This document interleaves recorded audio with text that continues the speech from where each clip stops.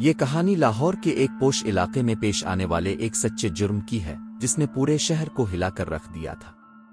یہ ایک ایسی داستان ہے جس میں لالچ، دھوکہ دہی اور ظلم و ستم کی تاریک دنیا کو بے نقاب کیا گیا ہے۔ سب سے زیادہ خوفناک بات یہ تھی کہ اس جرم کا پردہ فاش کرنے میں برسوں لگے، اور جب حقیقت سامنے آئی تو سب حیران رہ گئے۔ لاہور کے علاقے گلبرگ میں ایک خوشحال اور نامور خاندان رہتا تھا جو اپنی دولت، عزت اور معاشرتی حیثیت کے لیے مشہور تھا۔ اس خاندان کے سربراہ حاجی اقبال ایک کامیاب تاجر تھے جن کے کاروبار میں کوئی کمی نہ تھی۔ حاجی اقبال کا شمار شہر کے معزز اور معتبر افراد میں ہوتا تھا، اور وہ اپنی فیملی کے لیے ہر ممکن سہولت فراہم کرنے میں کبھی پیچھے نہ رہے۔ ان کی بیوی نسرین ایک گھریلو خاتون تھی جو اپنے بچوں کی بہترین تربیت اور گھر کے معاملات سنبھالنے میں مصروف رہتی تھی۔ ان کے دو بیٹے علی اور وقار نوجوان تھے اور خاندان کی شان بڑھانے میں لگے ہوئے تھے۔ خاندان کی یہ مثالی زندگی دیکھنے والوں کے لیے قابل رشک تھی۔ یہ خوشحال زندگی باہر سے تو بہترین نظر آتی تھی، لیکن اندرونی طور پر خاندان میں کچھ مسائل بڑھ رہے تھے جنہیں نظر انداز کیا جا رہا تھا۔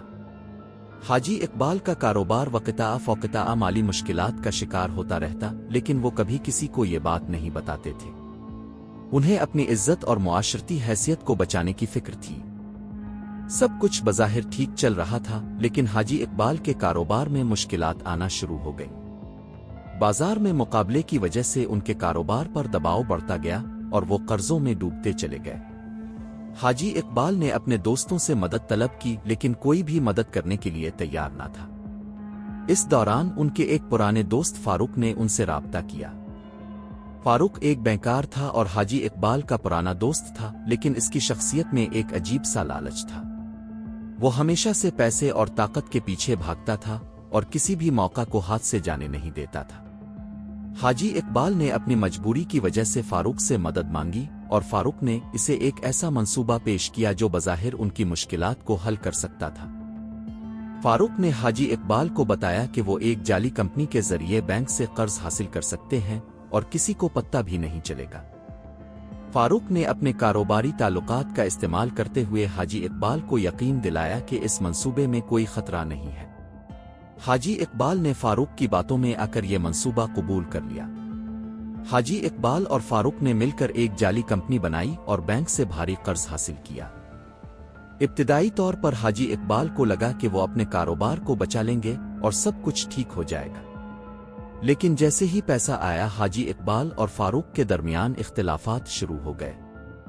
فاروق کو لگتا تھا کہ حاجی اقبال اسے پیسوں میں سے حصہ نہیں دے رہا، جبکہ حاجی اقبال فاروق پر اعتماد کھو چکے تھے۔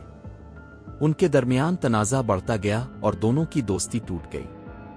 حاجی اقبال اپنے کاروبار کی مزید تباہی سے بچنے کے لیے پیسے کی حفاظت کرنے کی کوشش کر رہے تھے، لیکن فاروق کی نیت خراب ہو چکی تھی۔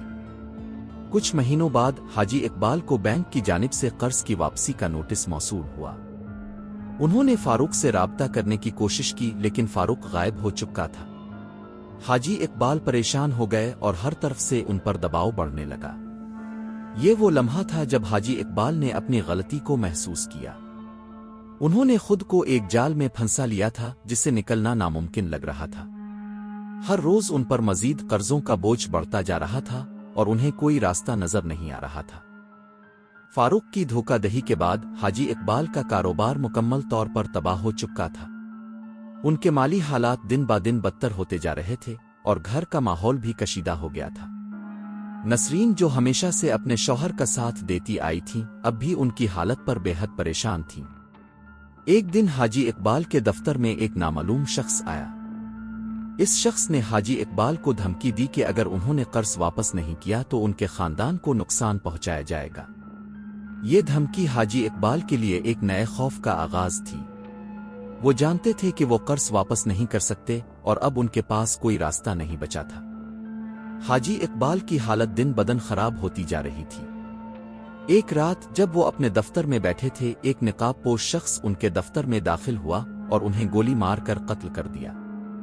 پولیس نے ابتدائی تحقیقات میں اسے خودکشی قرار دیا کیونکہ حاجی اقبال کے مالی حالات بے حد خراب تھے، لیکن ان کی بیوی نسرین کو یقین تھا کہ یہ قتل تھا۔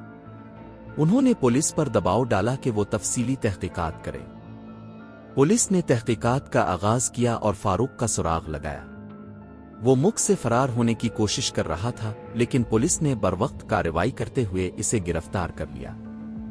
फारूक ने तफ्तीश के दौरान एतराफ़ किया कि इसने हाजी इकबाल को धोखा दिया था, और जब हालात बेकाबू हो गए तो इसने एक शख्स को हाजी इकबाल को धमकी देने के लिए भेजा था। ये भी इंकिशाफ हुआ कि हाजी इकबाल का कत्ल एक साजिश के तहत किया गया था। फारूक ने एक कातिल को भर्ती किया था जिसने हाजी इकबाल को उनके दफ्तर में कत्ल कर दिया। फारूक को अदालत ने कत्ल और धोखाधड़ी के इल्जामात में सजा सुनाई।